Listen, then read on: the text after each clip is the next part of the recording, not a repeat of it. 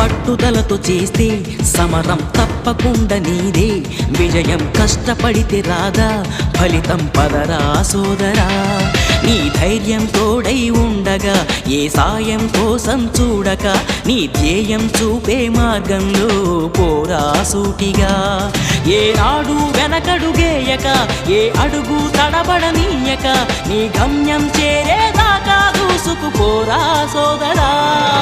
పట్టుదలతో చేస్తే సమరం తప్పకుండా నీదే, విజయం కష్టపడితే రాదా ఫలితం పదరా సోదరా.